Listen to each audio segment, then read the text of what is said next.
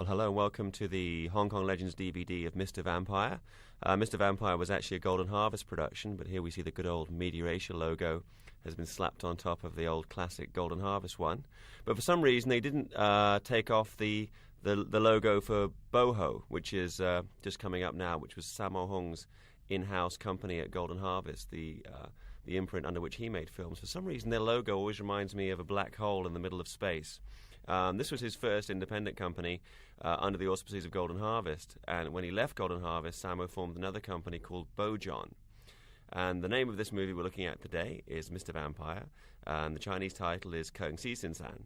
Sin San meaning Mr., and Keng Si meaning, in real terms, vampire. But if we break it down, Si means a corpse, and Keng is like stiff. So it's really a stiff corpse, and those of you familiar with the Hong Kong horror movies will know that the vampire in Hong Kong films is very different to the vampire we see in Western movies, where normally it's some Bela Lugosi type lurking in a Transylvanian castle wearing an opera outfit. Here it's normally somebody wearing the robes of a mandarin and hopping along with their arms extended, looking for fresh victims. Mr. Vampire was first released on the 11th of November 1985, and it earned over 20 million Hong Kong dollars. It was a big hit for that time. And the first actor we see here is Ricky Hoi Kun Ying, who's one of the Hoi brothers. The Hoi brothers were Michael and Sam and Ricky, and they were TV stars who went on Hong Kong screens in 1972. And they really revived the popularity of Cantonese language entertainment. Prior to that, Mandarin language had really been dominating the local scene. All the Bruce Lee movies were originally shot and released in Mandarin dialect.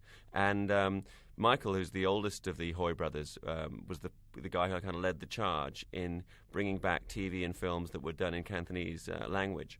Whereas Sam, who was the better looking of the three, became a very popular singing star, and he kind of revived the popularity of Cantonese language songs. Ricky, contrary to his appearance, is actually a very good singer as well, and a popular comic character actor.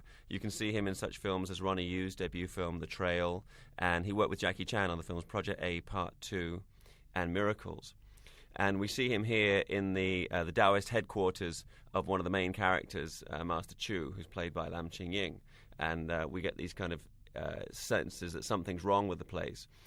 The different jobs of a Taoist master were divination, which is kind of reading land to see the placement of land, wind, and water, what we call feng shui in the West, and also to deal with all matters relating to the interment of the dead. In Chinese customs, it's very important where a body is buried, where a funeral takes place, and that you follow very strict procedures. Otherwise, there will be disquiet, the spirits will be unhappy, and there will be problems for the descendants. Here we see Ricky grabbing one of the main weapons of the Taoist master, which is the Bagua mirror, an 8-sided mirror which has calligraphy written around it to dispel evil. And we see the mirror in lots of these movies used to kind of fire energy beams backwards and forwards. You saw that in the film Spooky Encounters, another film directed by Sammo Hung, who was the producer of this film. And the figure 8, Bat, is very important in Chinese. It generally means good luck. And in fact, if you look at the movie The One with Jet Li, he uses a fighting style called Bagua, which also relates to it's basically the same character as the Bagua of the Bagua mirror. And the gentleman in this fake vampire outfit is Siu Ho, a very good-looking a leading man of this era of the 80s of Hong Kong action cinema. Never really made the big leagues. We'll talk some more about him later. But as you see, it's like a double bluff because he's been dressing up as a vampire to make fun of his colleague, and here's the real deal, the real hopping ghouls. Some of the rules of the game are that these characters that they cannot move their limbs and they cannot see. They actually follow the breath of human beings. And coming to the rescue here, the older of the two gentlemen is Lam Ching Ying, who I think we can say is the Peter Cushing of Hong Kong. He was the guy when you had a vampire. He was the guy he was the Ghostbuster you were going to call. The other gentleman is played by Anthony Chan Yao, who was first entered the entertainment scene as a member of a pop group called The Winners, which also gave the world Alan Tam Ming Long, who was one of the co-star of Armour of God. And actually, at the beginning of Armour of God, you can see the Winners group, including Anthony Chan, with Jackie Chan as one of the members of the group. Actually, he wasn't a member, and I think in Armour of God they call the group the Losers. But that was the premise of the film, that was that Jackie and Alan Tam had been in this pop group together, and it was based on the Winners. which gave us Alan Tam, and also Kenny B, who action film fans may remember from the film Moon Warriors, but has also appeared in many other films. And there's a kind of a very different folklore. In every film seems to have a different interpretation of Taoist folklore. But this kind of makes sense, because if you go from village to village in China or from place to region, the Taoist rules change. There's no uniform kind of Catholic church of Taoism. Every area interprets the rules very differently. So here there's a specific thing which I haven't seen in too many other films. We saw demonstrated just then that if you actually you bite your finger and you take a drop of human blood and you drop it on the forehead you place it on the forehead of the vampire, that will actually stop them in their tracks. Normally, you have this sheet of white paper, a fu, which is like yellow with red or black calligraphy on it. And another thing that's not seen in too many other films here is that idea of burning the flame, and that's in like a lotus, a gold lotus with oil inside it, and the flame burns and somehow holds the vampires, keeps them calm, stops them from getting too restless. And here the other Taoist master, Anthony Chan's character, is leading them away by ringing a bell, because they're blind, so they have to listen to the sound of the bell to know which way to go, and they hop along in unison. What I find truly remarkable is that whereas I don't think anybody in their right mind really believes in the classic version of vampires really existing in the Western world, really well-educated Chinese people genuinely believe that at some time in the past this method was used to transport bodies from one area to another, and that the Kengxi actually exist. And there's some, I've read different interpretations of why they all dressed in these kind of classic robes. One interpretation is that because it's very important to Chinese that the deceased actually prosper in the afterlife and have a good rebirth, they would dress them in these robes so that they would be dressed in this manner when they were reborn when they went into hell, and when they were reborn into this world, they would be in a prosperous position. We just went from the interior of the Golden Harvest Studios to here, which is actually a standing set in a studio in Taiwan. So a few scenes for Mr. Vampire were shot near Taipei. That's because Golden Harvest, frankly, never had a very good studio set. And certainly you couldn't have something as impressive as this, which is a great long street in classical style, running right into the distance. What today would probably be a CGI shot, and it's the real deal. It's about a week's worth of filming in Taiwan to set up the location of the town where Mr. Vampire is set.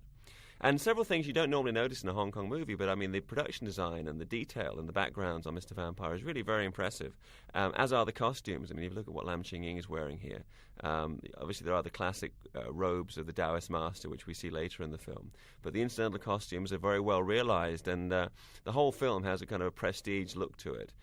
Was a huge success, hence the fact there's been no end of sequels, in many of which starred Lam Ching Ying.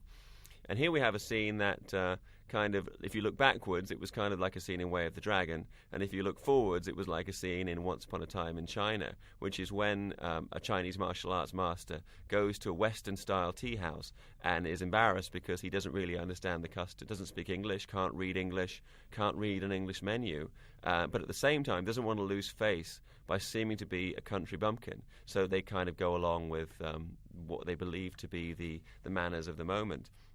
This older gentleman you see sitting here is an actor called Wang Hai, who's a genuine kung fu master, but I guess because of his look was always cast in comedic roles or as a kind of slightly disreputable kung fu master. And here's the leading lady, Moon Lee, Lei Choifeng, who's at this time was being cast in these kind of shrinking violet wallflower roles, and of course later with the Angel series became a kick-ass kung fu queen in her own right, and was doing action. Basically, after Angel, she was typecast doing action films up until very recently when she was doing TV series. And she recently relocated to Denver, Colorado. And her new husband apparently has bought her a Chinese opera troupe. So she travels around with the opera troupe when she's not settled in Denver, Colorado. In recent years, she was living in Hong Kong and she was a dance instructor. Her background, like many of the action ladies, was not in martial arts per se, but in dancing. So that explains probably why she had the flexibility and timing, which allowed her to become one of the best of the Hong Kong female martial arts stars. Wang Hai here, just a quick biographical note on my part. My first martial arts style was called Lao Ga, and the head of the Lao Ga style is called Jeremy Yao. And I always think that Wang Hai is a dead ringer for Jeremy Yao, who I'm sure is still alive and well and teaching Kung Fu in the UK. You can see Wang Hai in the film Private Eyes, which was the first big hit of the Hui brothers. He has like a comic kung fu fight with Sam Hui, and he also played the main villain, the organizer of all the evil doings that happen in Spooky Encounters, and he has this great fight at the end with Sammo Hung. But he was in many movies, like most of the supporting actors in Hong Kong. And here we have the kind of the comedy of errors, as these gentlemen are kind of completely unfamiliar with Western customs in terms of drinking afternoon tea. This is kind of a kind of comedy that plays very well with local audiences, because Hong Kong being a colony for so many years, but always, for some reason, the Chinese people really maintained a very distinct Chinese identity. So there were many occasions when they would possibly come into contact with Europeans of some description, or English people primarily, and not really know how to behave appropriately. And so when they saw this in a film, they would really appreciate this as something that might happen in their own lives. There's also a kind of joke as thinking, well, these guys don't know what to do, but if I was there, I would know what to do. So it plays on many levels, and it's this blend of martial arts and horror and comedy is something that was pioneered by Sammo, both as a director with Spooky Encounters and as a producer with this film. People have said that Mr. Vampire or Spooky Encounters really were the first movies to ever bring together martial arts and horror, but I really think that credit for that probably goes to the 1971 Hammer Films and Shaw Brothers co-production Legend of the Seven Gold Vampires.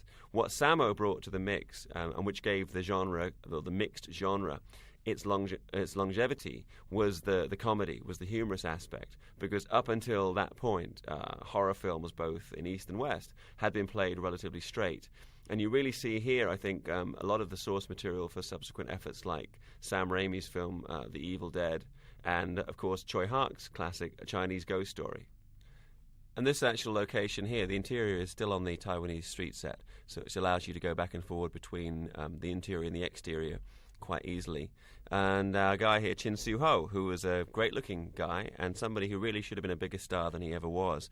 He was groomed as a leading man during the declining years of Shaw Brothers. And my favourite of his Shaw Brothers movies is a comedy called I'll Finally Knock You Down, Dad. Here he's been told that the next girl who walks through this door is going to be a hooker, but treat her nicely. And of course it's not a hooker, it's Wang Hai's daughter, played by Moon Lee, who's a very proper young lady. So you get this kind of comedy of errors when she's talking about her interests, and he presumes she's talking about her life as a hooker. Siu Ho went on after Shaw Brothers finished making films. He was picked up by Golden Harvest and starred in a number of films, this being one of them. And for some reason, he never really broke out to become a leading man, even at the level of someone like Yuen Biu, who was also discovered by Sammo Hung. Probably he's best known in the West for his role with Cynthia Rothrock in Blonde Fury, and of course alongside Jet Li in Fist of Legend. And he's still around working in B movies. And at the end of this film, we really get to see him cut loose with his gymnastics and his martial arts style. And again, it's a mystery to me. I think if he spoke English, he might have had a chance of breaking into the international market, because he had the kind of look that travels with international audiences. He is the older brother of Chin Garlock, who's quite a well-known stuntman and martial arts movie actor, who also has worked with Lam Ching Ying on many movies. So Moon Lee, Lei Choifeng, she was, as I mentioned earlier, a dancer in her early years, and went on to become an actress. And you can see her opposite Jackie Chan in the film The Protector, of which there were two versions: an international version in which she has rather less to do, and the local version in which we actually see more of her doing different activities. And a few moments ago, you saw an interesting hand gesture performed by Siu Ho, where he's like kind of making a movement like the head of a chicken. And this is relating to the fact that in Chinese slang, the slang word for a hooker is a gai, a chicken. So they always use that hand motion, like rather than say the word, you say, are you going to go and see a duk duk, and then you kind of move your hand like it's a chicken. And in a few moments, we actually get to see Ricky Lau doing buffoon acting 101 for us, as he acts out for Lam Ching Ying, the comedy of errors, and does his whole the funky chicken routine. And this is the kind of broad acting that you're called upon to do if you play like the stupid sidekick of a Taoist master in a kung fu horror comedy. And there he is, really going for it, getting a whack around the head. But here's the altar, and this setting will be very familiar to the actual background will be familiar to fans of Hong Kong kung fu movies. It's out of the New Territories. This overlook was actually seen in the film The Young Master. It's where when we see the reverse angle of it and you see the open sea beyond, it's more familiar. And in fact, it was also the setting for the end fight scene of 36 Chamber of Shaolin with Lao Gafai, Gordon Liu. And we see the traditional yellow robes and the black hat there of Taoist master, as worn by Lam Ching Ying. And this is actually we see here a Taoist master actually performing a more traditional function than that of fighting vampires, which is consulting with a family on any problems they might have been experiencing due to the position of the grave of one of their forebears. In this case, it's the father of the elder of the family. It's very important in Chinese customs, the actual position of a corpse and the position of a gravestone, and it affects the fortunes of the surviving relatives of the person that's died. There's a whole film actually by which is called Bury Me High, which is directed by Choi Siu-ming, which was was completely about the fact that there was the burial places of various people affected the lives of their descendants. Of course, it was an action film, so they took it in different directions to how you might see it interpreted in reality. But it actually is based on genuine folklore. And there are different kinds of Taoist masters. They're basically divided into the red head and the black head priests, and this can be typified by the headwear that each of them wear. We most normally see the black head priests, which are priests like Lam Ching Ying's character here, Master Chow, who actually wear black hats when they're in their traditional robes. Their job is to cure sickness, expel demons, perform rituals, and to consult regarding feng shui, wind and water, which is obviously a very popular aspect of culture even now in America. When people have new buildings built, they have a feng shui master come in and take a look at the layout of the building to make sure that it conforms to the rules of feng shui. The black-head priests actually perform all those other jobs, as well as, or black hat priests as we should call them. They also perform the rites and burials for the dead, and also they're regarded as being of higher rank than the more ordinary Taoist masters. So the black hat priests are also privy to the more esoteric secrets that Taoism has to offer. And black is kind of synonymous with death, which explains why they're consulted and why they're experts specific to the afterlife. So the characters that we normally see in these films are black hat priests, because they're normally given the job of fighting vampires and genuinely dealing with problems of the undead. Again, we see quite nice production values here in the costumes and the setting. There's very few really scenic locations in Hong Kong, so this overlook has actually been used excessively. Here he's instructing people of specific birth dates and star signs, Chinese zodiac signs, not to look at the coffin when it comes out, because it's going to affect the energy of the corpse. Now, Lam Ching Ying is somebody who was completely typecast after this film and did dozens of almost a dozen spin-off movies in which he played a Taoist master of various stripe. And he didn't seem to object overly to this. As somebody once said, typecasting is casting. And as I said before, he was like the Peter Cushing of Asia. Lam Ching Ying began his career as a Chinese opera student under Madame Fan Fok Fa. There were basically two great masters of the opera. There was the master who was teaching at the Chinese Opera School, who taught Sammo Hung and Jackie Chan and Yun Bu and all of the Seven Little Fortunes, and that was Master Yu Jim Yun. And the other master who had different students who also went on to work in the film industry was Madame Fan Fok Fa. And like the people from Chat Siu Fuk from Seven Little Fortunes, Lam Ching Ying found out when he graduated from the opera school there really wasn't a huge amount of work in opera anymore. So he went into the film industry, and he can be seen as a stunt man and kung fu actor in the old Shaw Brothers movies and then in the early days of Golden Harvest. And of course he worked with Bruce Lee on The Big Boss, playing one of Bruce Lee's character's cousins in that film, and is also visible as a Japanese in one of the latter scenes in the film Fist of Fury, and is one of Mr. Han's henchmen in the film Enter the Dragon. And he's one of dozens of Hong Kong performers who kind of owed their careers to the great Sammo Hung, because he was kind of pulled out from obscurity, and his first real breakout role was as the guy with the fan in Magnificent Butcher. I don't think he's ever given a character name in that movie. And he also, of course, had a terrific part in this film and in Prodigal Son, which I think could be perhaps his finest performance as a Wing Chun Kung Fu master. He was quite a character. I was talking to Sammo about him, and he said that even though he was very thin and seemed to have a quiet disposition, when he'd had a few drinks, he was ready to mix up with anybody. And in the old days, when they used to go and shoot Hong Kong films in Korea, Sammo remembers going into a bar one time, and there was some American servicemen, and they were like giving what Lam Ching Ying interpreted to be the evil eye. They were looking at him in like a disrespectful manner. And Sammo went in the washroom, and when he came back out, there was a full-scale brawl with Lam Ching Ying kind of taking on these guys. And so that was his character. So it was a little different to the character he was famous for playing in the films.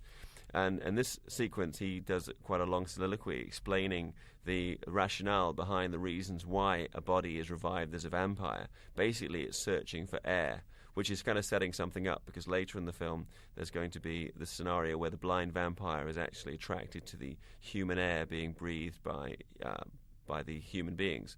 And also in this sequence he actually spells out the different weapons that are primarily employed to fight vampires: yellow paper, red brush, black ink, a metal chopper, and a wooden sword. And these are basically the tools of the trade seen on the altar of a Taoist master. So they're actually, whereas in most ceremonies they're just used for ceremonial value, in these films we actually see them put to good use to fight vampires. So on this film, Lam Ching Ying was not just the leading man, but he was also with Yuen Wah, one of the opera school partners of Jackie Chan and Sammo Hung, the action director for the film. And Yuen Wah doubled for the vampire in some of the more acrobatic shots we see later in the film. The film was nominated in the Hong Kong Film Awards for Best Action, and it was up in a very strong field that year. Bear in mind, this was back in the 80s when they were really turning out terrific Hong Kong action films hand over fist. And it lost to Project A in that category, the Jackie Chan film Project A. So Lam Ching Ying went on from this film to be in many other similarly themed vampire films. The first of the sequels, Mr. Vampire 2, actually was quite a different kind of picture, and it transported the idea of the Kung-Si into the 1980s, what was then contemporary Hong Kong. And Yuen Bu co-starred in that film with Lam Ching Ying. One of my favourites of the sequels is this film called Crazy Safari, which also starred a guy called Nick Sao, who was in a cult film called The Gods Must Be Crazy. And in that film we have a possessed vampire hopping across the plains of Africa. And at the end, Nick Sao is possessed by the spirit of Bruce Lee so that he can go into action. And that was kind of something you probably only see ever in a Hong Kong martial arts horror movie. There's a modern version of Mr. Vampire which is called Magic Cop. And that was made by a company called Impact, and that starred Lam Ching Ying as a cop who specialises in fighting the undead. And towards the end of his tragically short life, Lam Ching Ying starred as Mr. Vampire in an ATV series, which starred him and another actor called Choi Siu-Kung, who's a familiar face to kung fu movie fans. And he was actually working on that show right up until his death. I think they went to 2 seasons of the Mr. Vampire TV series. Away from Mr. Vampire, you can see him. He was in with Chin Gar-lok in the movie Martial Arts Master Wong Fei-hong, in which he played like a Japanese fighter. And he also had very good fighting roles in the film Swordsman and the funnily titled Pom Pom and Hot Hot. And he also directed. To be honest, the films that he directed, he also starred in. But he directed a few films: Vampire vs. Vampire, and a Chinese version of The Green Hornet, which again starred Chin Gar-lok, Chin Siu Ho's brother, as kind of a Chinese version of a superhero. I rather think that because of the success of Mr. Vampire, Lam Ching Ying was underrated as an actor, as a serious actor. And if you look at his performance in the film Painted Faces, opposite Sammo Hung, or in School on Fire for Ringo Lam, where he plays a very straight character as a police inspector, he's very good and was really never given much of a chance after this film came out, because everybody wanted him to go back to playing Kung Si Sin San again and again. It's the typical Hong Kong style of filmmaking that you have a hit with something, you're going to make dozens and dozens of similar films. And as like a side note, when Michelle Yeoh was being trained for the film Yes, Madam, she was actually trained by Lam Ching Ying. Sammo Hung, who was one of the producers of that film, brought Lam Ching Ying in to train her, and he was showing her these Wing Chun style kicks, because with the Wing Chun style, the kicks are kind of turned outwards, the legs turned outwards. And after she'd been practicing these kicks for a few moments, her legs started cramping up. And Lam Ching Ying couldn't understand why, if she was a ballet dancer with her incredible flexibility, she would have cramp.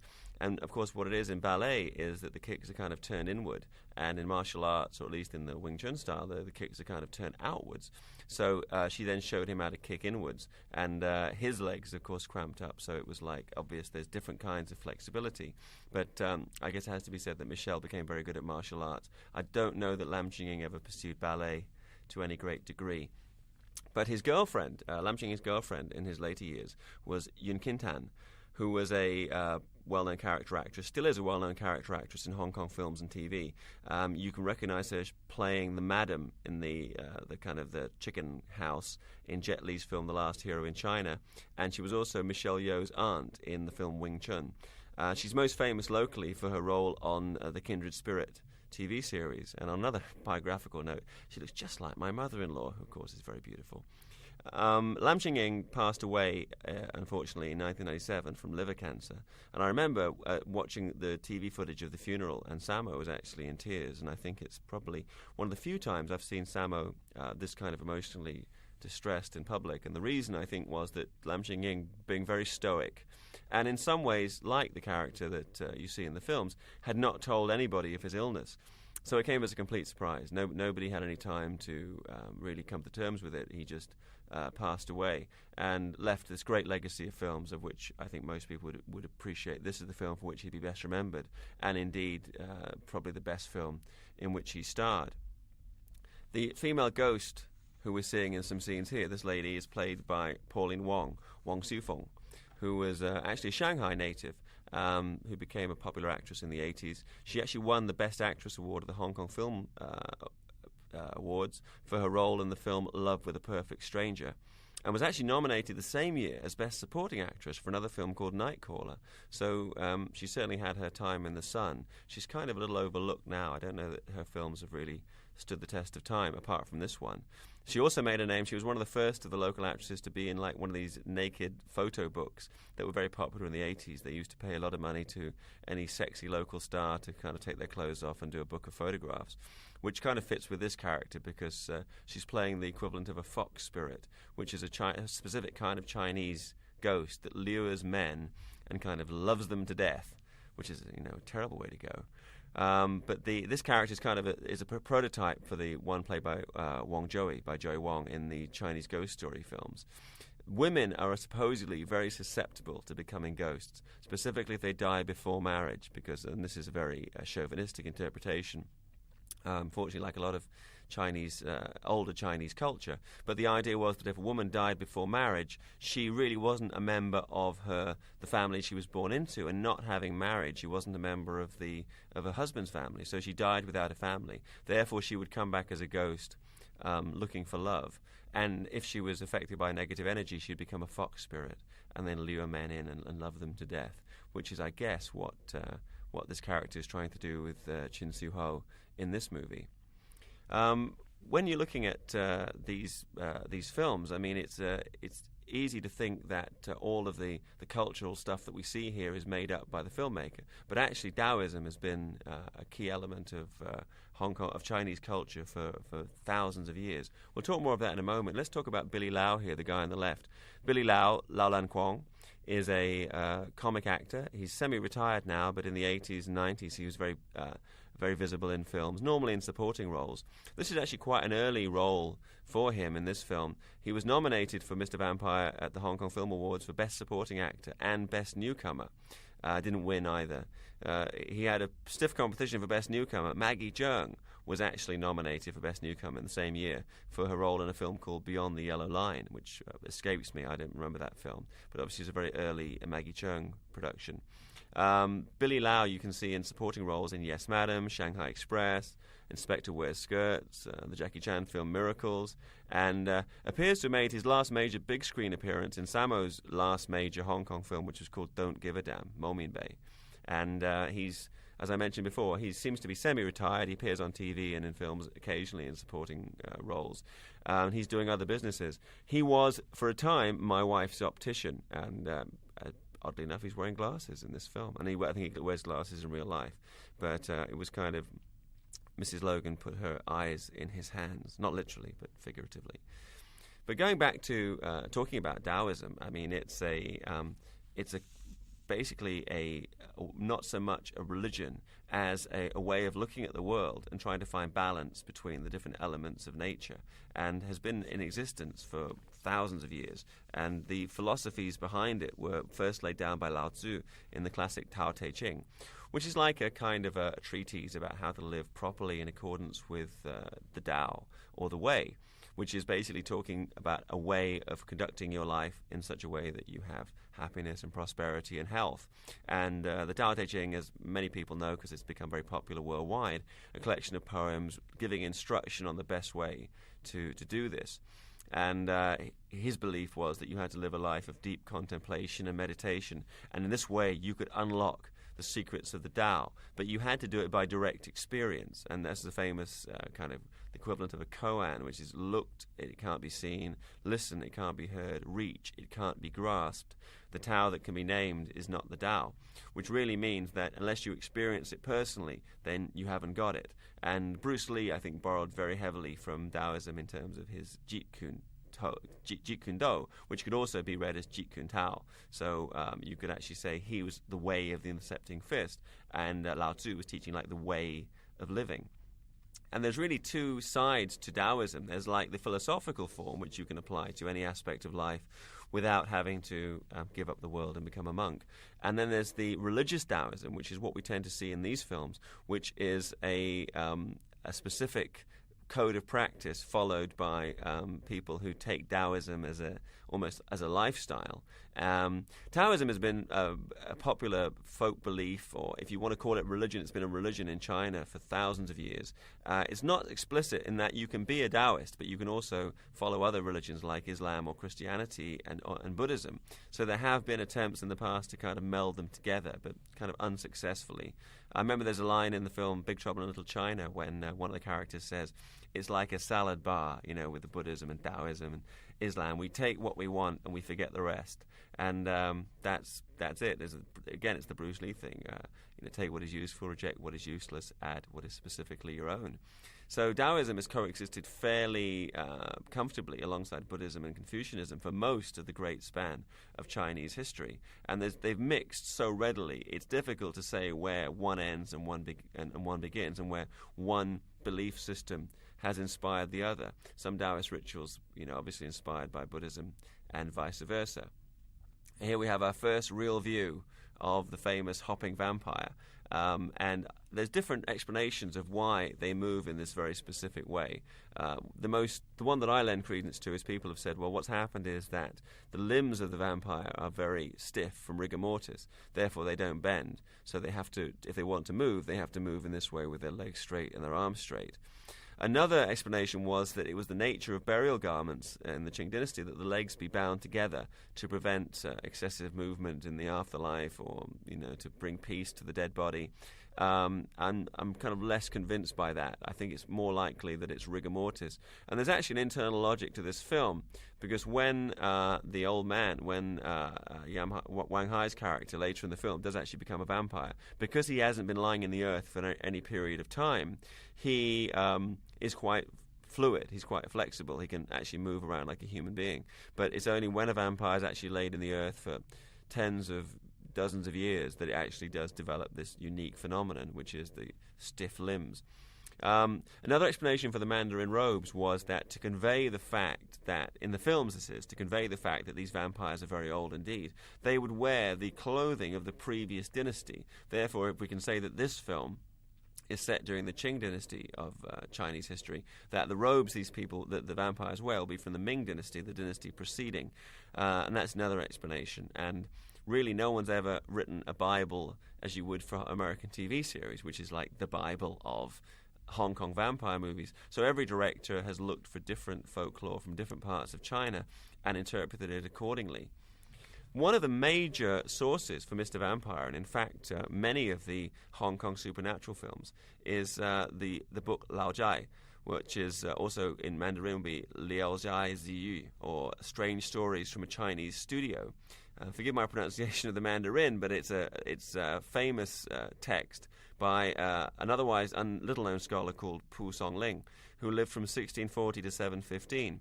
And he's really a key figure in the history of Hong Kong supernatural movies, because his works, his stories, inspired such films as King Hu's A Touch of Zen, Sammo Hung's Spooky Encounters, Choi Hark's Chinese Ghost Story, Wu Ma's Portrait of a Nymph.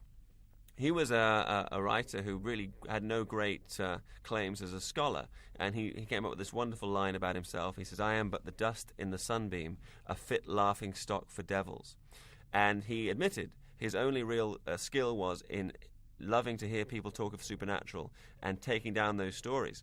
And so the Strange Stories from a Chinese Studio that he wrote is actually no less than 491 separate stories.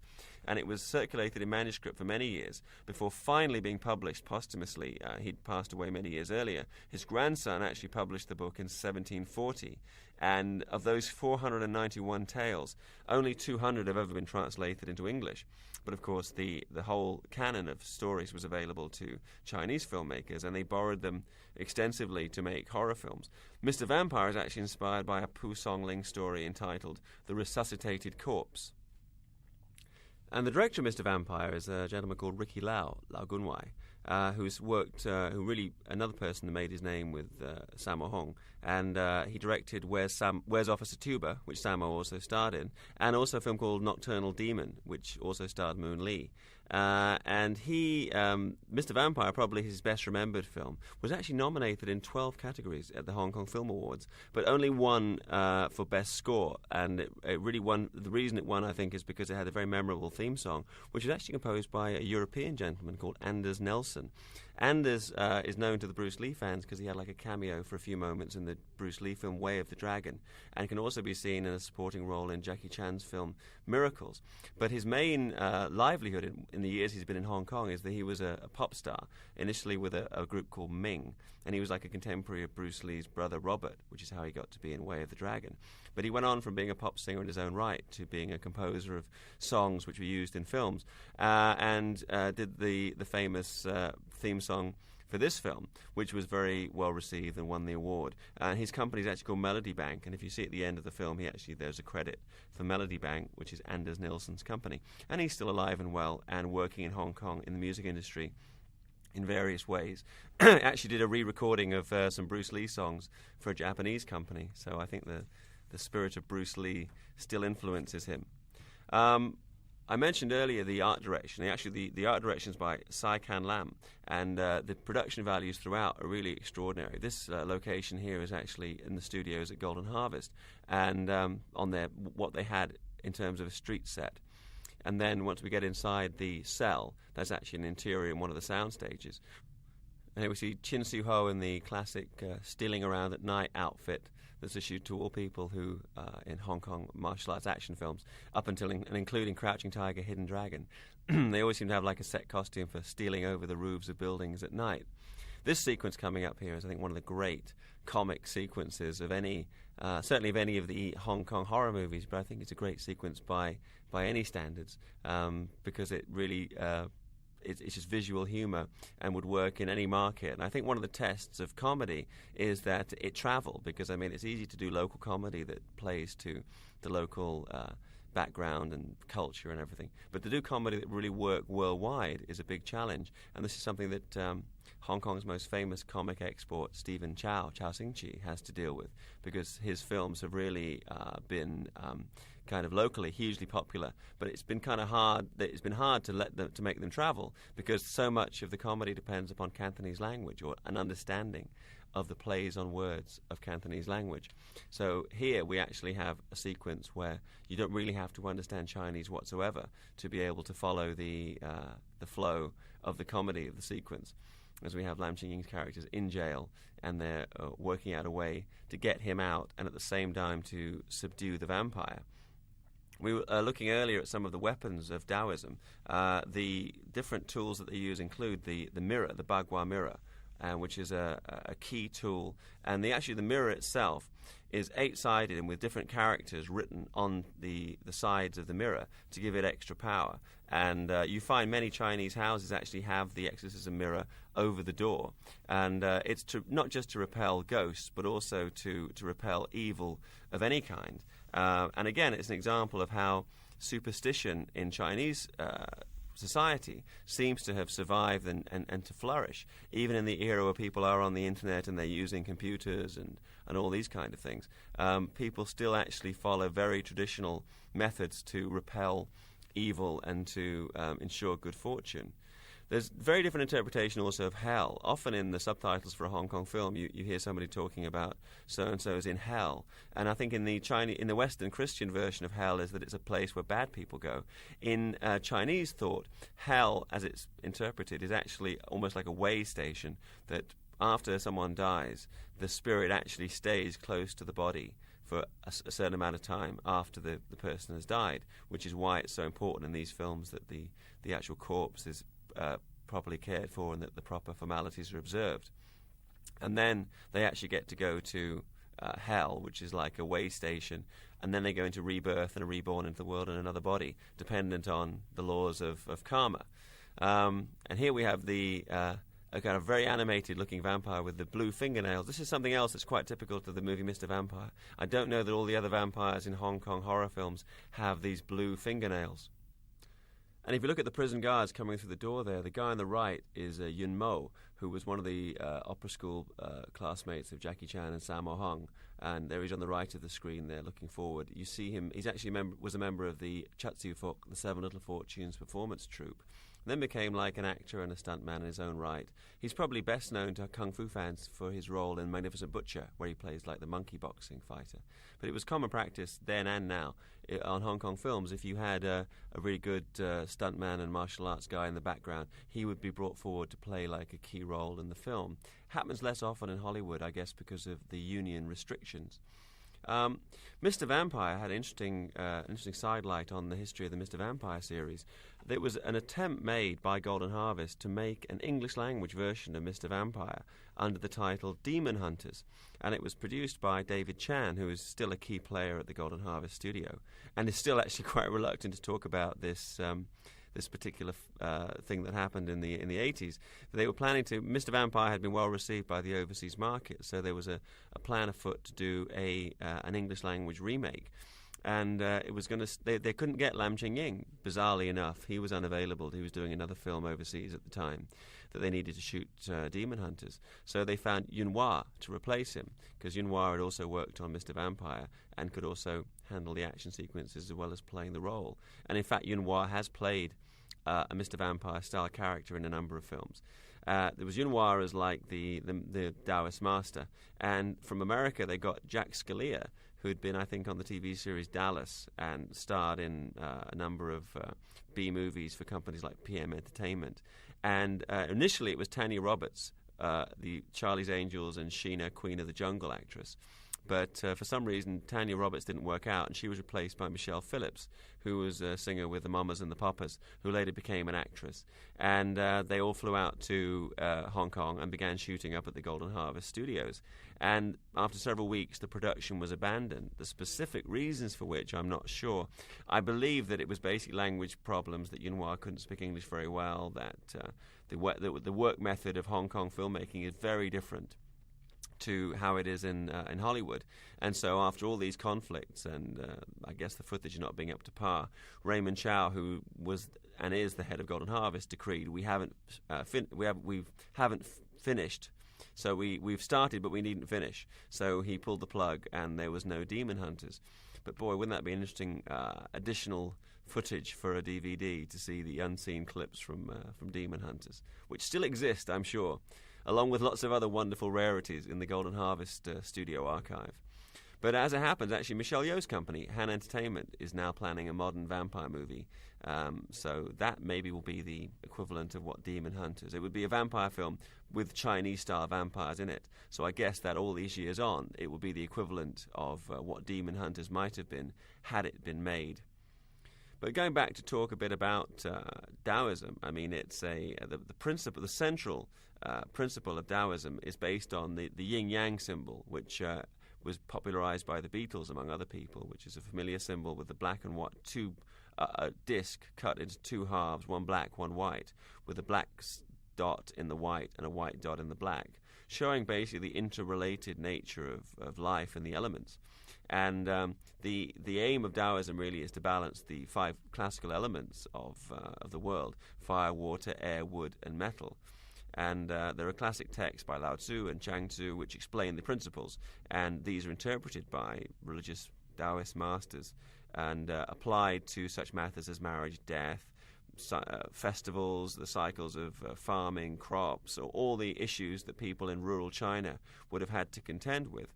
And it was even believed that proper following of the Tao would lead to the control of sickness and suffering, and even somebody would become immortal. However, nobody actually, I don't think, quite lived long enough to prove the last claim. But maybe it's immortality in a spiritual sense rather than a physical one. And finally, Taoism didn't really have a name, which I think is kind of lends itself to the philosophy that the Tao that can be named is not the Tao, until the 2nd century AD, when Buddhism arrived in China, and then you had to have a distinction between Buddhist practice and Taoist practice, though, as I mentioned earlier, there is a lot of crossover between the two. And so Taoism, with each new dynasty, was at a different level. I mean, it became the official religion in the Song dynasty, was under persecution during the Yuan, tolerated by the government under the Ming and Qing dynasties. The film we're seeing now, I presume, is Qing dynasty. It seems to be set during the Qing era, which was the last great dynasty. So at this particular period, it was tolerated as a practice. Of course, when the communists came to power in 1949, it was then that all religion was declared by Mao Zedong to be poison. This set here very much reminds me of Fist of Fury. I think it's the Fist of Fury design. If you look at the gateway, the long drive, I mean, and there, this woman, Moon Lee, is here mourning, and she's in exactly the same place that Nora Mao was sitting in the beginning of Fist of Fury with Bruce Lee, and wearing exactly the same outfit. Having said that, I mean, obviously there are certain ways that Chinese houses are laid out, and there's burial garment, but there's a number of moments that happen here where you're looking at the sequence and thinking it's very reminiscent of the Bruce Lee film. And I think that Golden Harvest, for many years, during the golden era of making films, they actually had these set designs for specific locations, specific buildings. And there was a Golden Harvest, there was the Fist of Fury style house for which was Zhengmomun in Fist of Fury, the doorway to excellence in martial arts. And they have redressed that set over the years up into the end of the studio era of Hong Kong, of Golden Harvest, which I guess is in the 90s, when they finally closed up shop and stopped making films in Golden Harvest Studios. But throughout that period, you can see sets being redressed. I mean, that hallway there looks very much like the upstairs hallway that was seen in the film Fist of Fury. So I think that to save time and energy, the flats were stored and actually redressed to accommodate each successive film. Very distinctive camera technique here, the kind of slow motion hopping vampire. Though I have to say that this room that is Moon Lee's character's bedroom is very westernized, and so you get kind of the closet with the blinds, and here they are in the closet, and the same gag that we saw earlier, which is that you have to hold your breath and then the vampire can't find you. And he has, of course, the breathing tube. And there's a standard practice when you're shooting vampires in Hong Kong films that they're underlit, lit from below by a coloured light, blue or green. That's a standard practice with any supernatural being in a Hong Kong film, to make them seem more eerie and frightening, and also perhaps to disguise any discrepancies or shortcomings in the makeup. I mean, Hong Kong films, the main thing has been the imagination and the action sequences, and they haven't really made a great name for themselves in terms of doing special effects or special effects makeup.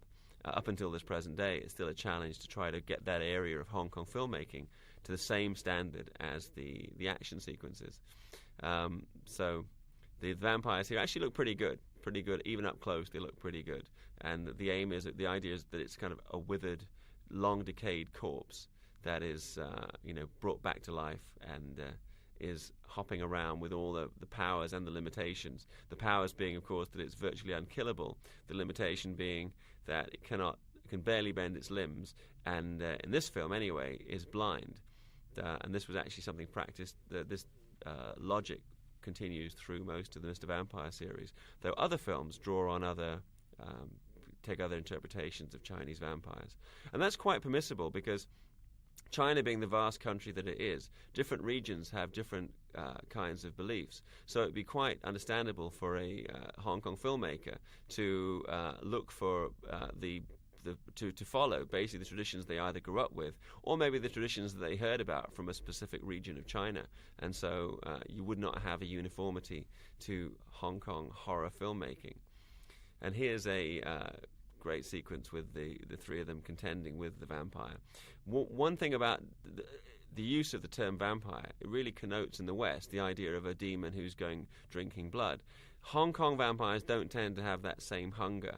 They really just come out and they want to cause destruction, and there's no real sense that they want to kill people. What they do is, incidentally, create new vampires by destroying human beings.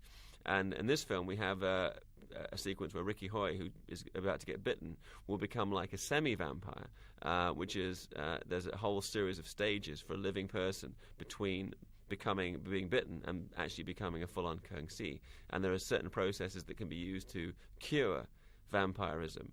And again, a lot of this stuff I think was invented specifically for the film and to give more opportunity for Ricky Lau's comedy. Look at this jump. That's amazing.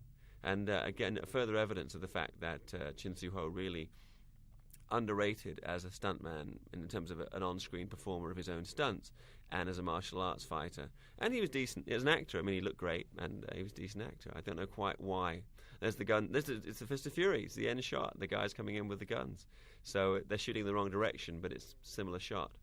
I don't know if that's intentional. Sammo is famous as a producer for coming in with these ideas for really esoteric gags, which maybe they amuse him and anybody else who gets them. So perhaps he was aware of the fact that he was coming up with 3 or 4 shots here that really reflected Fist of Fury. It was long rumoured that, and though this rumour was denied by Sammo, that he actually ghost-directed the film. I think because Ricky Lau never really made films of this calibre, that Sammo had actually shot sequences. But you have to understand, in Hong Kong, the actual relationship on the set between the director, the action director, and the producer is much more fluid than it is in the West. And it's sometimes very hard to say this film was directed from start to finish by one individual. There's a lot of communication, a lot of collusion between the different parties involved. Ricky Lau still working in films, primarily in the Philippines. He directed a film called The Hunted Hunter, which starred Yuen Biao and one of Moon Lee's fellow battling babes, Cynthia Khan. And here's a real snake sacrificing its gallbladder. Nothing fake about it. I don't know. You wouldn't get away with that in America, would you? Because there's very strict rules about the way animals are treated during the course of filmmaking. But in Hong Kong, I mean, snake soup, seigan, is a delicacy, and the parts of a snake are meant to give you virility and health. And so for Chinese audiences, there's completely nothing untoward about a snake being killed, both in reality and on screen. So they didn't think twice about using a snake. Like in the film Snake in the Eagle Shadow, you see like this match between a snake and a cat, and it's a real snake and it's a real cat. And again, if it was an American picture, I think you would have found another way to shoot that sequence, because they would not be allowed, and they always have the disclaimer at the end that animals were not hurt during the making of this film. Maybe they should have a different one on this film saying, yes, we have this poor snake died, but we needed to do it because we couldn't afford a fake one. So Taoism in China, we go back to talk about the source material for this film, because without Taoism you wouldn't have a Mr. Vampire, because you could not have a vampire buster of the style of Lam Ching Ying. After the Communist Revolution in 1949, all forms of religion or supernatural practice were outlawed. So a lot of the Taoist leaders actually went to Taiwan with the nationalist government. And it was during the Cultural Revolution in the 60s and 70s in China, nearly 80% of all the Taoist temples were destroyed. And of course, there's been a change of thought by the Chinese government that they kind of need to revere the past and to respect the traditions of earlier times in China. So now, fortunately, many of the temples have been rebuilt, and Taoism is accepted, and within certain boundaries, you can be a Taoist and live in modern China. The most famous of the Taoist temples was Wu-Tang, which has become become famous in different ways in recent years. There's a rap group, the Wu-Tang Clan, who took their name from the Wu-Tang that we see in the old Shaw Brothers kung fu movies, who are often depicted as being a rival to the Shaolin Temple, the Shaolin Temple kung fu masters. And also Wu-Tang is one of the key elements of the movie Crouching Tiger, Hidden Dragon, that the style that Chow Yun-Fat's character is a master of is actually a Wu-Tang style. And at the end we see the character, Zhang Ziyi's character, goes to the temple in Wu-Tang to be reunited with her lover Chang Che. So Wu-Tang is really that element of Taoism. The famous Taoist temple of Wu-Tang has inflicted itself onto different kinds of modern international culture. Here we see another one of the key elements for fighting vampires, which is sticky rice. Rice really represents the power of both yin and yang. Yin from the earth in which it grows, yang from the sunlight, which it absorbs in the process of growing. And our rice seller here is Wu Ma, veteran actor-director. Probably his best acting role was opposite Jackie Chan in the film Miracles, and he also had a very memorable supporting role opposite Chow Yun-Fat in Hong Kong 1941. And he's a director as well. He directed me, God help him, in the film Circus Kids. And his son, who we see shoveling the rice here, is actually played by Man Tin Gai, who is a regular member of Stephen Chow Sing Chi's troupe of players.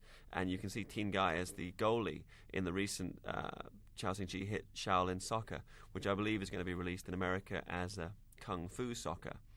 But we get, in several Hong Kong movies, the use of sticky rice as a weapon against vampires and other undead creatures.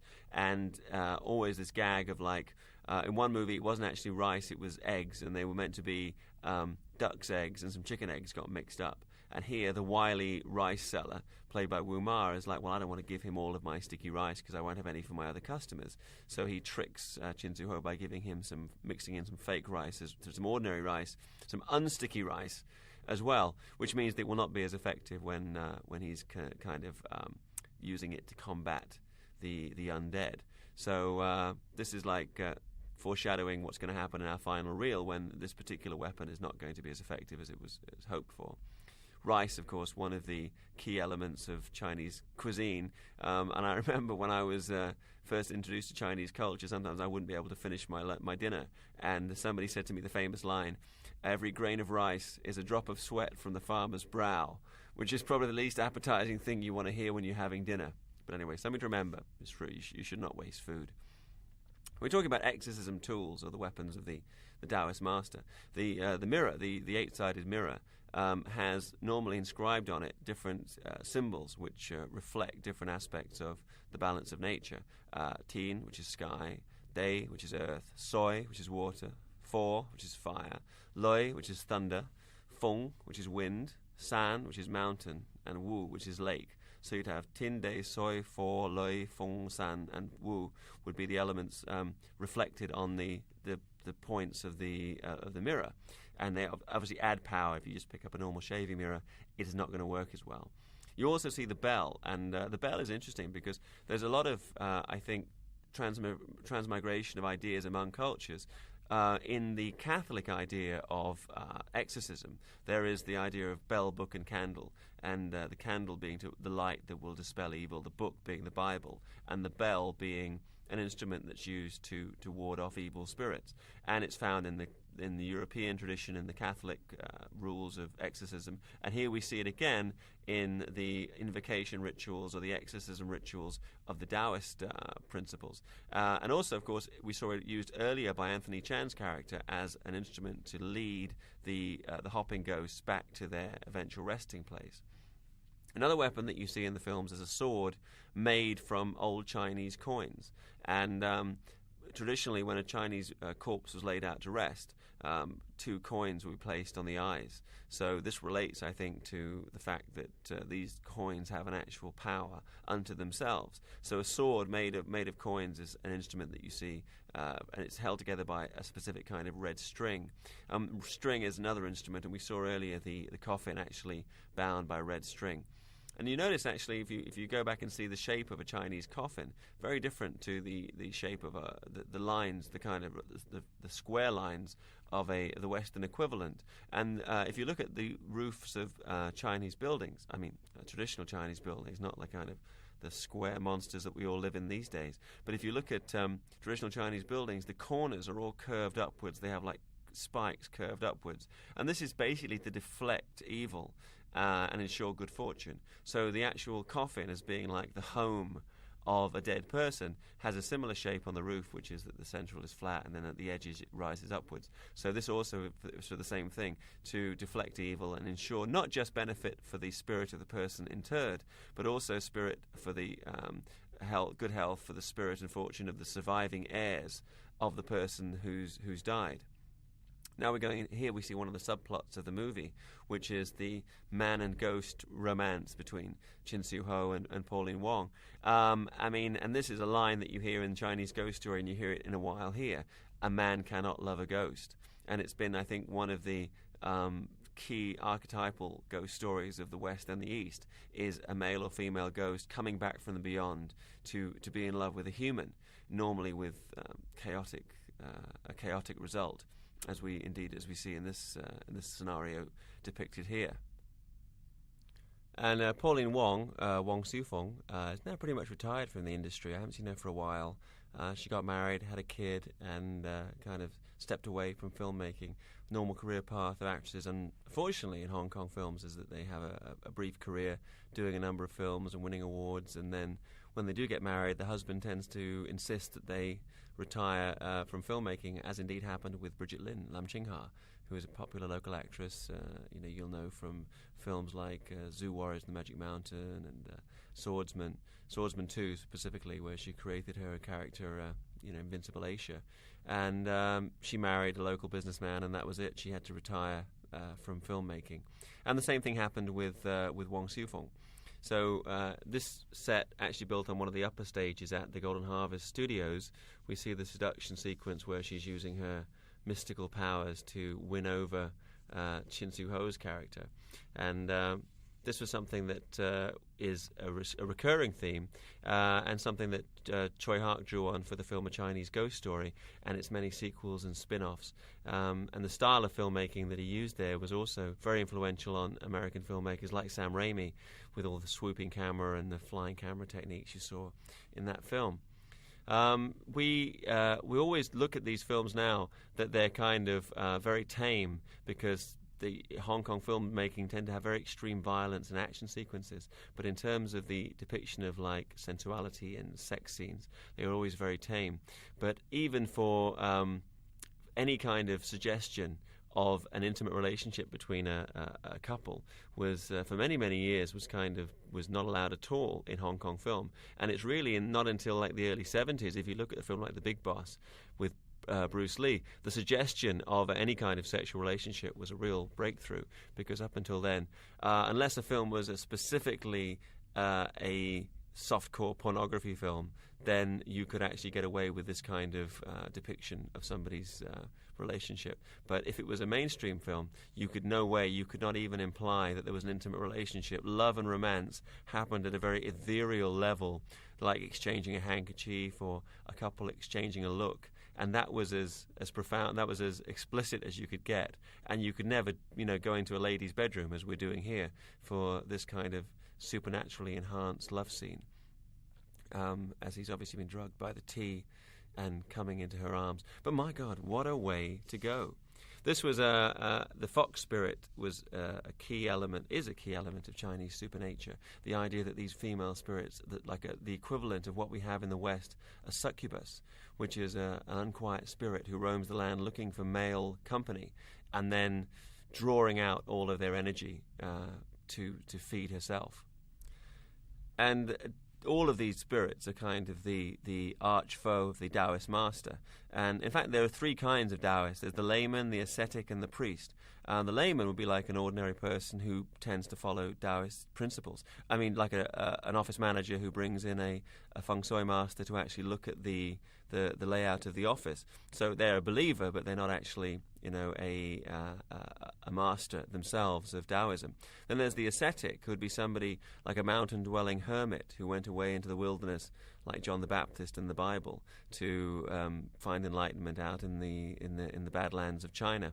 Then there'd be the priest, which is the character that Lam Ching Ying plays, and is the main protagonist of most of this kind of genre of film. And that kind of person is also specifically described as a fire-dwelling priest, because a fire-dwelling means that somebody was living in a human community, in a normal community, living around a campfire with other people and being part of a society, as opposed to being away in a Wutan monastery or something, meditating in the mountains. This is somebody who's actually living among people, and so they're like a fire-dwelling priest. And a lot of the problems that we see happening in a Hong Kong horror movie come from improper burial procedures, which have upset the spirit of the dead person. And this is why the spirit is dwelling close to a human body after it's passed away. And so they need to make sure the spirit is placated before it moves on to the next level of existence. And that is why, if you look at some of the scenes set in the funeral parlor earlier in the film, you see these papier-mâché human figures and other treasures represented by paper and wood, which are going to be burnt and will presumably go on into the afterlife as the servants or as the husband and wife or as the possessions of the dead person's spirit. And today this custom continues, and when a wealthy person dies, they have a ceremony and they burn any number of effigies, including like television sets, karaoke machine, cars, girlfriends, whatever the person might need to make them comfortable in the afterlife. And as in most things in Chinese culture, it's kind of an enlightened charity, because the reason that somebody's doing this is to ensure that their spirit looks after them. Ancestor worship is a very key element of Chinese culture. The idea that the spirits of your ancestors look over you and ensure that you have good fortune in this life. So that is the reason that they continue with this practice right up until the modern day. And it's fascinating, if you ever come to Hong Kong, to see the interrelation of really cutting-edge modern technology in Hong Kong society and the belief in ages-old traditions and folklore and superstition, which are really just as powerful today as they have been in previous times. And a lot of the elements that we see in these Hong Kong movies are paralleled by things that you saw in the old Universal black and white horrors or in the Hammer films, like this scenario here, when you get a representative of the forces of law and order, who's always a buffoon, either in East or West, who comes in and says, "Well, you're an educated man, Mr. So-and-so. Surely you don't believe this superstitious nonsense." And this is a scene that I think we get in horror films in East and West.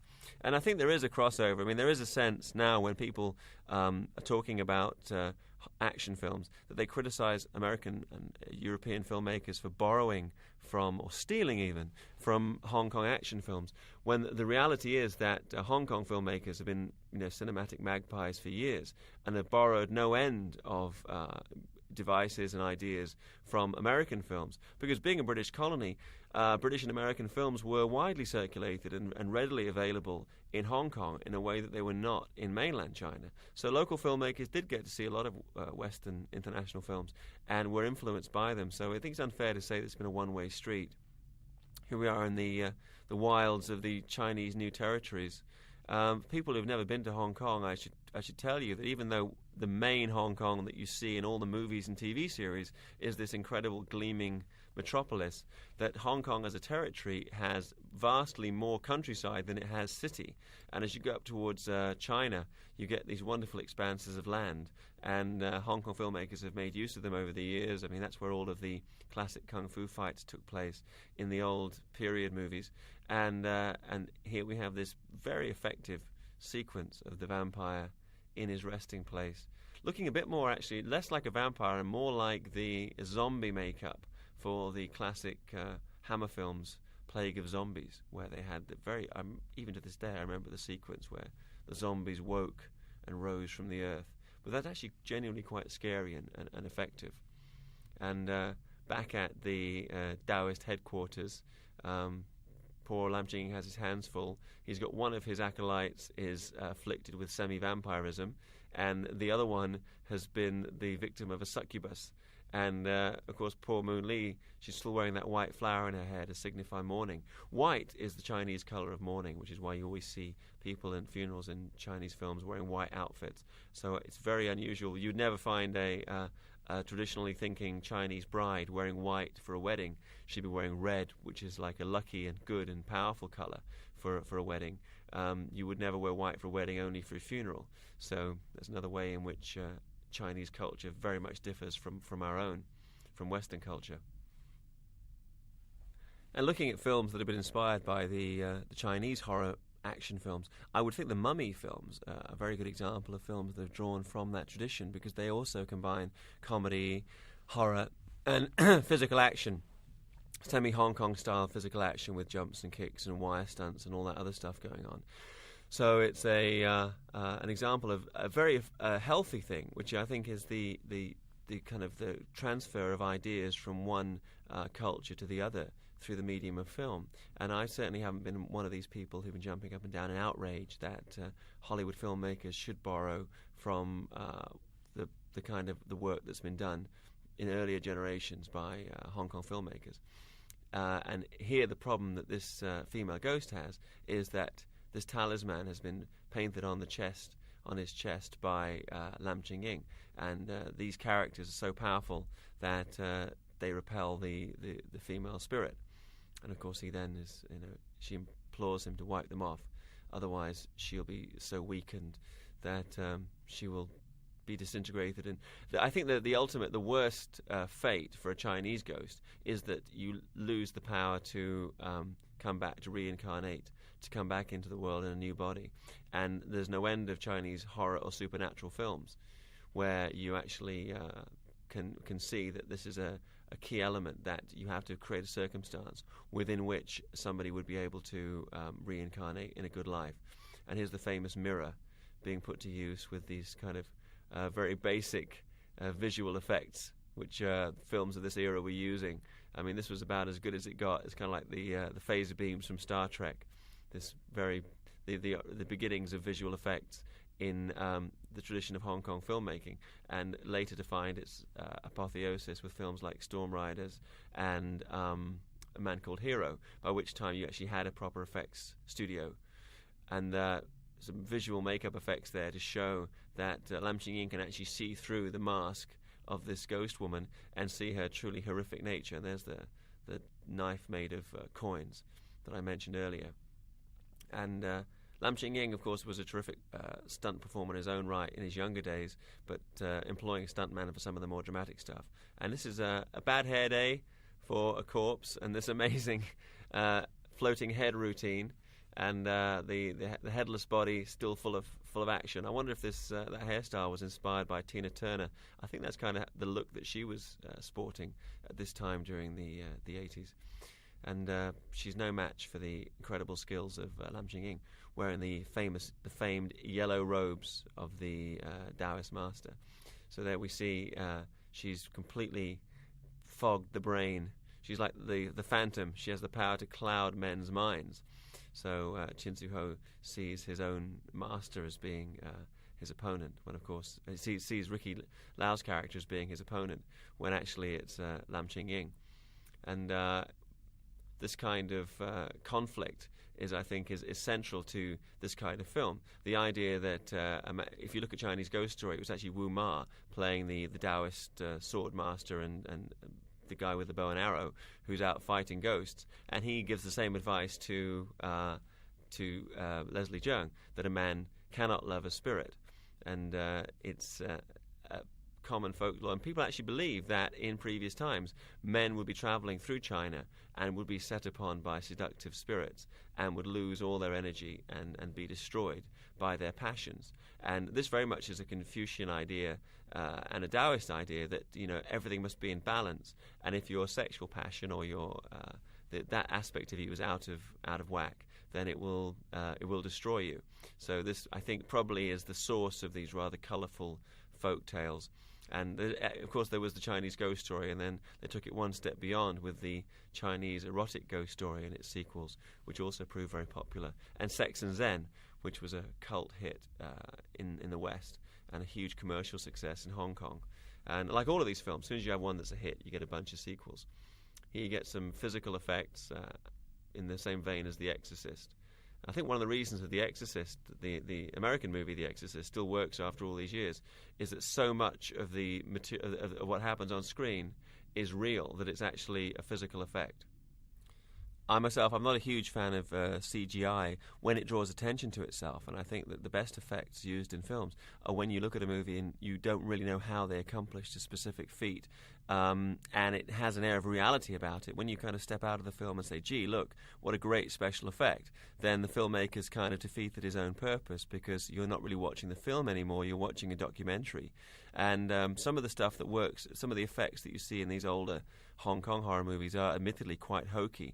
But some of them work well specifically for that reason, because they are physical effects. It's something that's actually happening on camera, albeit with the aid of wires and smoke and mirrors. But it's not something that's been stuck onto the frame after the film is pretty much shot. And our Taoist master, I mean, the Taoist master is only depicted in films here really as a ghostbuster, but that's actually a very small part of the person's activity. Just like for a Catholic priest, it would really be a tiny part of their activity, or maybe no part of their activity whatsoever, to conduct exorcisms. And they would usually be more interested in affecting the balance of a village and ensuring that that there was a proper balance of the different elements. And they would advise you on the best time to get married, the best time to have children, the best place to build a house, the best place to bury a relative, and within the house, they'd use a compass, which is another key element of Taoism, and also seen by feng shui masters, a special kind of 8-sided compass, which is used to determine the best directions from which the energy is flowing into your home. And so these are the kind of activities that a Taoist master would normally be practicing in the modern era, and indeed in the days depicted in this film. This sequence, we have our two luckless acolytes of the Taoist master have each come to grief. One from a succubus, and one from inadvertently from being bitten by a vampire. So now we have the chickens. Chickens, of course, are a key element of there's the compass showing the direction from which the evil power is coming. The chicken comes into play a bit later. Whenever they need a sacrifice for an altar, it's always a chicken that comes into play.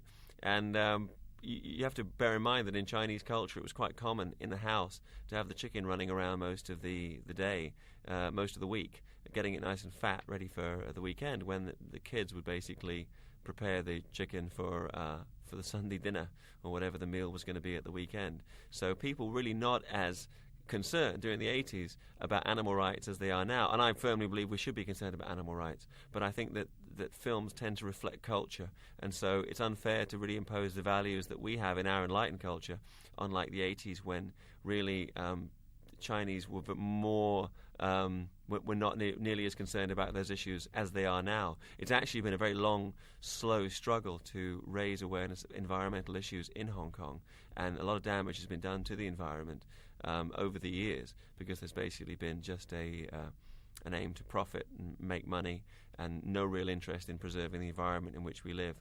But now that's changed somewhat.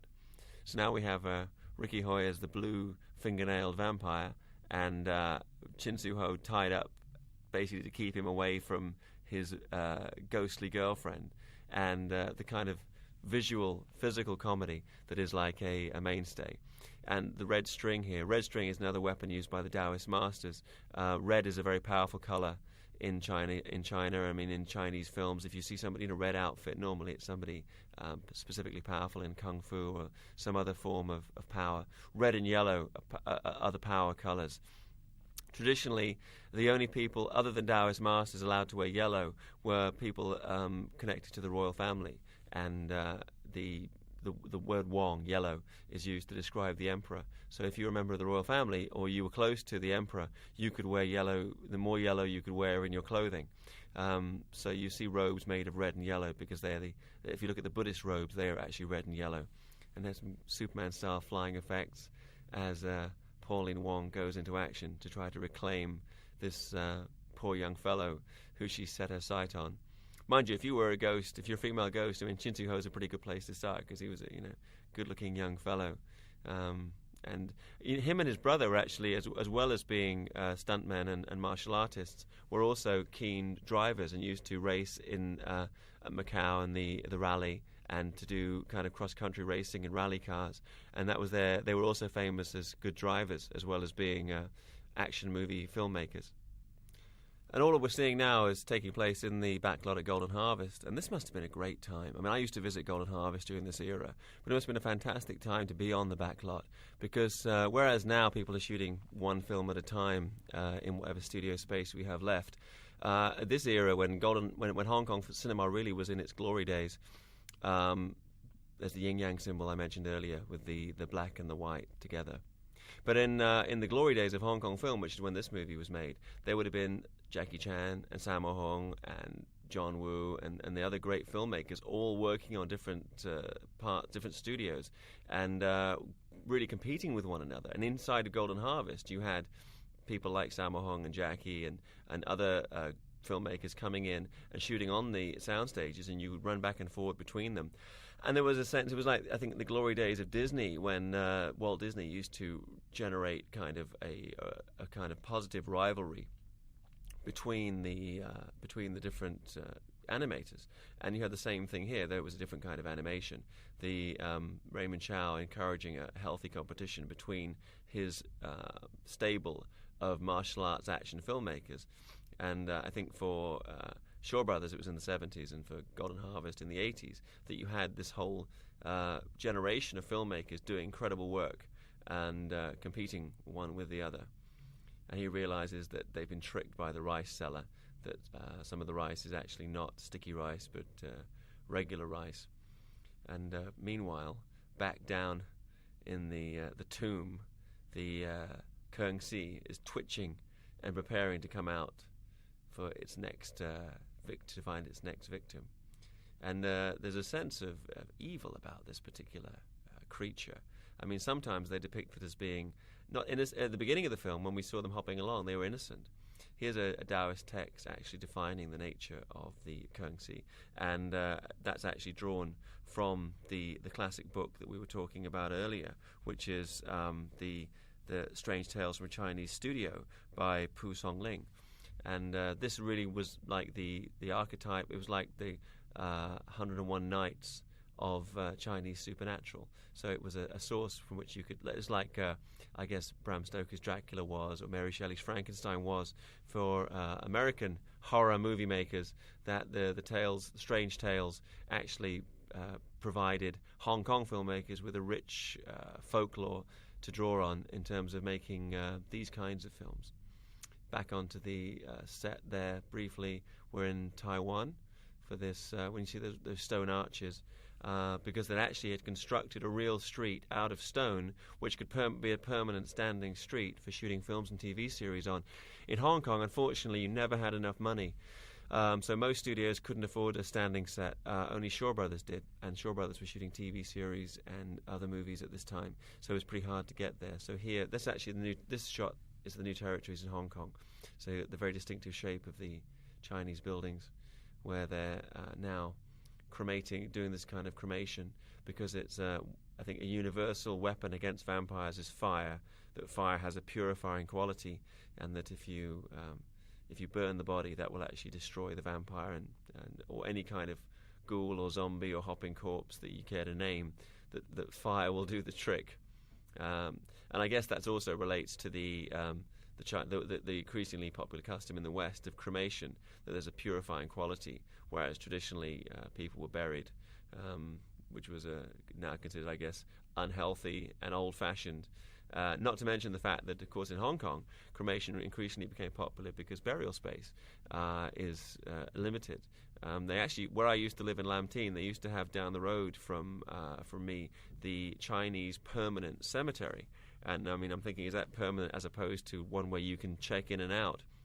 But the meaning of that was normally when people were buried in foreign countries, Chinese people were buried in the West, they would be buried in shallow graves prior to their being disinterred and brought back to China and buried in China.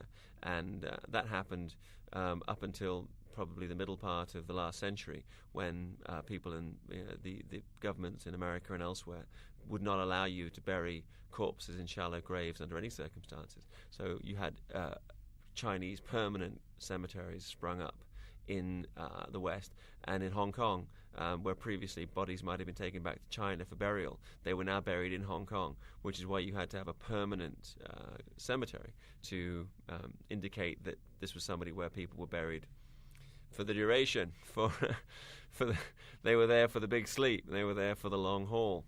And now we're setting up our big finale as we're on this extravagant set here at the Golden Harvest Studios, as the King Vampire is going to make his attack. And this sequence, we really get to see the best of both Lam Ching Ying and Siu Ho as they show off their representative skills. And it's easy to see why Golden Harvest might consider Mr. Vampire for an for an English language remake, because it so lends itself to that. If you have a Lam Ching Ying character waving a sword and being a Taoist master and knowing kung fu, and the other guy's doing martial arts, you can easily drop a Westerner in there using a gun or whatever as like his partner in action. Just to dispel one rumor, it was believed for a long time, because Demon Hunters had never been released, people thought that it was Lam Ching Ying who starred in the film. And I heard for a long time that Lam Ching Ying had a grudge against Westerners because of his bad experience working with Jack Scalia and Michelle Phillips on the film Demon Hunters. Well, for a start, it wasn't Lam Ching Ying, it was Yuen Wah, who also does not bear any grudge. But Lam Ching Ying, who I met about a year before he passed away and interviewed him for a newspaper I was working for at that time called Eastern Express, he was fine, and I don't think there was any truth to that. He was a slightly eccentric and probably mercurial personality, but he didn't seem to have any specific beef with Westerners, at least as far as I could ascertain. So, if he did, it certainly wasn't to do with Demon Hunters, more likely because he'd been having punch-ups with American servicemen back in Korea, which came from the horse's mouth, which Sammo witnessed, so I guess that genuinely did happen. But anyway, speaking of Yuen Wah, it's him for a lot of the more extravagant physical stunts. This is a great setup, typical Sammo-style setup for a gag here, that he swings the pole and then doesn't hit the vampire, and then swings the pole again, which, of course, exposes them all to danger. And we open the door, the door's opened, and then they're going to crash their way. They can't open the door, so now they're going to crash their way in and find different ways to contend with this vampire. This is kind of a Night of the Living Dead moment with, if you remember that film, they were people trying to use everything at hand to board up a house to keep themselves safe from these marauding zombies. So here we kind of have this wonderful counterbalance of action, horror, and comedy for this sequence. And now this crucified chicken being a key instrument in... there was actually one of the later vampire sequels when I think it was Richard Mu Han who actually wears a chicken suit to fight with a vampire. That the chicken as a sacrifice has more power than you might believe a chicken could have. And they're using, again, the string to repel this particular creature, who's slightly more animated. Look at this nice line to his kicks. Siu Ho actually was a taekwondo. Well, he learned, let's say, Hong Kong movie technique, but he was actually primarily a taekwondo practitioner rather than a kung fu practitioner. So his kicks have a really nice line to them. But he also learned gymnastics, so he's got these nice kicks going on, and also in a moment we get to see him actually flipping across the room just like a Chinese opera player. But I don't think he actually studied opera per se. He learnt martial arts specific to doing films. But he's very acrobatic. But I can't remember a film, a period movie, where he really got to show his stuff. And there he is with the rice, which you better hope is sticky rice, or it's not going to be as effective. And the sticky rice strikes, and nice use of slow motion here as they're the combination of elements in the frame. This is actually very tricky to do. And one person jumping and kicking another stuntman, but then in the same time you had in the rear of the shot Siu Ho doing that impressive jump up to the balcony, coming in with the swords, and of course that wonderful flip there with no wires. I should hastily point out, today everybody seems to get out of bed using a set of wires, but this is actually him hurling himself around the set. And I'd like to have seen a film with Siu Ho where he just did action like this for the whole movie. But for some reason, it never happened for him. Purely, I think, down to box office returns. If you have one movie that's a hit, where you're the star, then you get the chance to do more. But he never really had that one hit that broke him out. So even in Blonde Fury, you see him playing second fiddle to Cynthia Rothrock. In A Fist of Legend, obviously, he's second lead to Jet Li. And here's the return, just the nick of time, of Anthony Chan of Chan Yao, who's playing this. He's another Taoist master, but he's like the Taoist transport chief, given the job of moving vampires from place to place. Now, Anthony Chan, as well as after he moved on from being a member of the Winners, became a prolific supporting actor and a director. He's probably best known for directing a film called A Fishy Story, which starred Kenny B and Maggie Cheung, which played in the London Film Festival and also earned him a Best Director, and Anthony Chan a Best Director nomination at the Hong Kong Film Awards. Another film of his that he directed and co-starred in was When Fortune Smiles, which starred Stephen Chow Sing-chi, which has its moments, which is quite a fun movie. But he always used to play these kind of dry characters, and you see him in the Lucky Stars films, and he's always in the background playing these kind of waiters and very acidic characters, and that was his screen persona. So this is kind of a change of pace for him as he plays a rather trouble-prone Taoist master, but bringing in his reinforcements, who are like his own pet Kengsi, to fight this incredibly enhanced one. And there was a sense, when we saw him buried out in the new territories with all the rats and stuff around him, that this particular vampire was gaining even more dark power than the normal ones have. So they're managing to physically restrain him, which really was a bit odd, seeing as he was so immensely strong just a few moments ago. But I guess he's been weakened by the various techniques used against him. And this is a typical conflict where you have the fact that this vampire is actually a member of Moon Lee's character's family, but has been completely gone over to the dark side. And so she needs to contend with him, and even though he's a relative, he has to be dispatched as quickly as possible. And the use of slow motion here to show the power, the sheer power, and there's that old power fan, the power powder, which is something that I think Sammo really brought into the industry in its current thing. Phantom of the Opera move there from Anthony as he's bringing down the chandelier, and look at all the stuff happening in this shot. This is your typical busy Hong Kong shot. A burning vampire, the chandelier, people running in the background, throwing oil to add to the flames, and this, of course, is real fire on a real set, so it's quite a tricky thing to control, particularly on the wooden sets that you would have on a Hong Kong film. So you've got all this happening, and people actually getting very close to the fire. All of the spectacle that you expect from a Hong Kong film, and it's all for real. And I think this probably is why Hong Kong movies communicate so well to overseas audiences, because of the reality. And there you have your stuntman staggering around on fire. And Hong Kong films tend to leave the stuntman on fire a lot longer than they do than happens in Western films. They tend to run in and put the fire out real quick. But in Hong Kong, and then you get her reaction shot, which is because the vampire that's dying is, of course, her family member, so she has like a different emotional beat than that of the Taoist masters, whose sole aim is to destroy a vampire. And your typical slapstick ending. And there we've reached the end of the majestic Mr. Vampire, which is still, I think, one of the finest movies. I mean, for some reason, for a long time, the sequels were available and the original was not.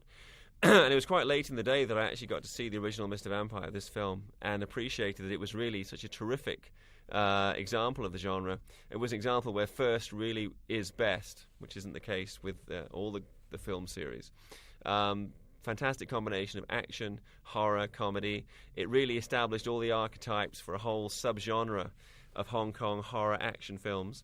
I hope you've all enjoyed watching it as much as I have, and it's been interesting, I think, also to look at some of the background to Mr. Vampire in terms of Taoism and Taoist culture. Hope you didn't find it too boring, but I think it's important to have that kind of background to really appreciate the films and the kind of the experiences that inform Hong Kong filmmakers. So my name is Bey Logan. It's been my pleasure to watch Mr. Vampire with you. So sayonara, joigin, goodbye, and before you go to bed tonight, make sure you hang up your bagua mirror.